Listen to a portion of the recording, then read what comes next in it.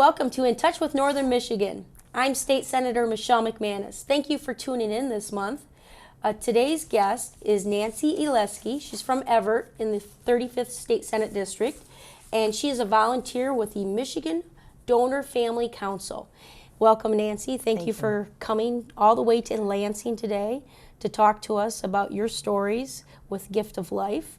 Welcome. Thank you. So you live in Everett, Michigan. You've lived there all your life, I take it? 35 years. Well, that's quite a long time. Well, let's start by maybe helping the viewers understand what the Gift of Life is all about. Well, actually, the Gift of Life started in our area in 1971. In 1971, there was like 5 doctors that were transplant of organs, and they got together and figured out that it was much better to have a whole group together trying to work to get the best that they could out of it. And so that is basically when the transplant Gift of Life kind of started.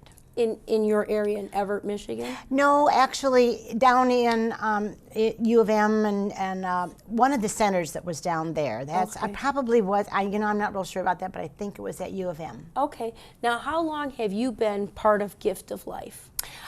Well, in 1999, in July, my husband woke up with what he thought was chest pains, and come to find not chest pain, was heartburn from his onions the night before. And it wasn't. It turned out to be that he was having a heart attack. He went to the hospital. Within 20 minutes, a half an hour of being in the hospital, they came out and told me he had died. Oh. Now, it was a real shock. I waited for both of my children to get there and my mother to get to the hospital. When the initial shock wore off, I went to the hospital and I said to them, is there a way, my husband had wonderful eyes, is there a way that I could possibly get his eyes to be donated for organ donation? And they looked at me and they said, why, yes. So they go through these series of questions, and they ask you the same questions that when you give blood. They go through these series of questions. And then they asked, then I went back to them and I said, is there anything else I can give? Because I really knew nothing about organ donation. And the only thing I did know about organ donation was like 25 years before that, my brother-in-law Scott, who had been a student at Wayne State University, he was in the medical field, and he was able to, in one of his classes, work on a body that had been donated to science. And I thought, wouldn't that be wonderful, donate my body to science? And that was 20 years before my husband died. He said, absolutely no. He said, what you're going to do is you're going to give whatever you have at the time of your death for organ donation. So that was the first time I'd ever heard about it. And then about 10 years later, my pastor at church told me, he said, you know, my friend died and he gave his bones. So I had 2 things that I knew about. I knew that I could give eyes. I knew that they did corneas, not eyes, just. And I knew they could do bones. So I went back and I asked about bones. So before I left there that day, I did not know exactly what I had given. I did not know I hadn't given a heart, a lung, or a kidney. I didn't know you had to be brain dead and on a respirator to give an organ. Okay. But I remember, I don't know a lot of these things at that time, but then I found out that there was tissue, and of tissue that is corneas, skin, tendons, veins, and bones. All of those types of things are considered soft tissue.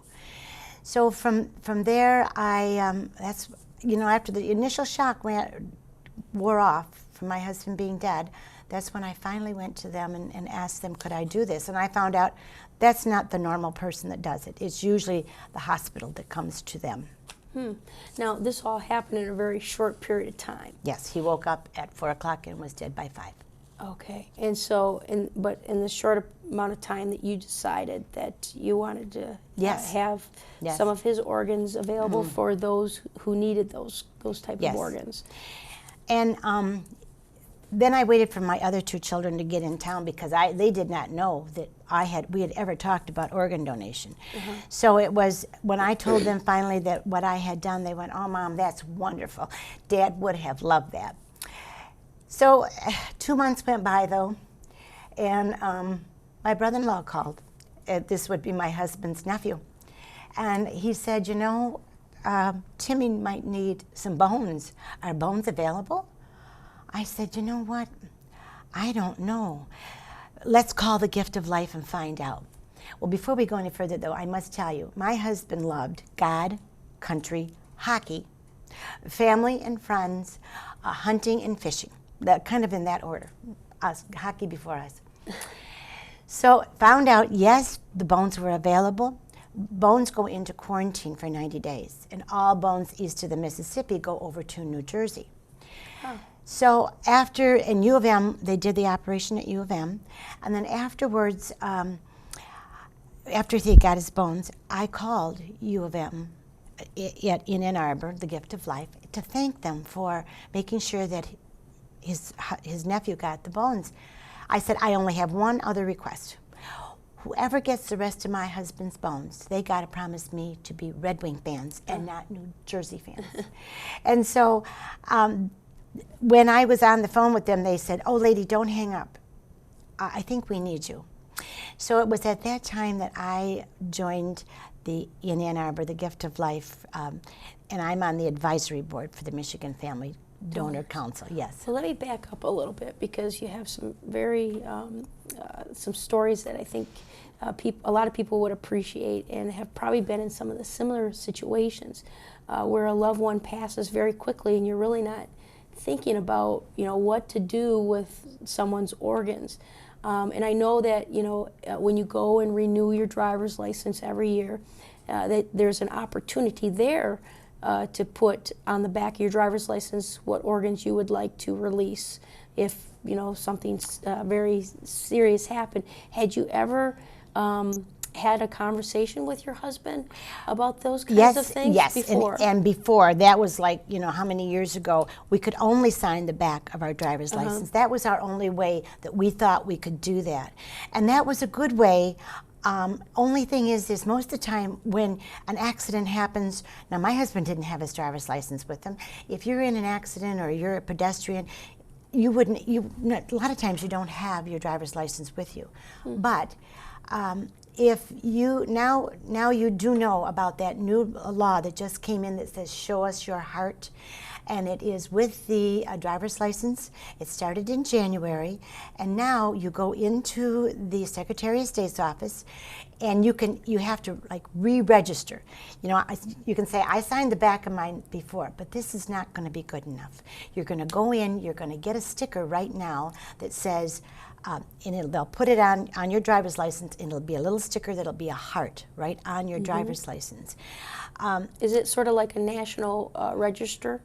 So it is the only way that the Gift of Life can actually go in and check to see whether or not you have been a donor. Okay. Because up until then, it would go into the Secretary of State's office, but they had no way of giving it tracking no way of tracking it to do it. So now if you go in, and let's say you move from here to there to wherever, it'll be on your license. So once again, you use that license for almost everything. Even when you go to the hospital, you usually have a license. Yep. And if the hospital takes your license and they type in your driver's license, will that information come up? That information will be there. That must be a national law of sorts.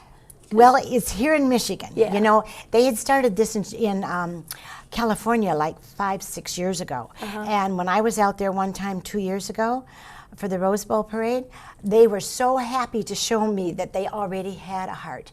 So in the last 4 years, we have just been going gangbusters here in the state of Michigan. They have, in changing all of their driver's license, they have incorporated all of these things from the Gift of Life to make so that when people die, make it easier for the families to be relieved of the thought, do you think he wanted to donate or she wanted to donate or not? It's already down in writing. Yes, Sure. they did want to donate. Right. And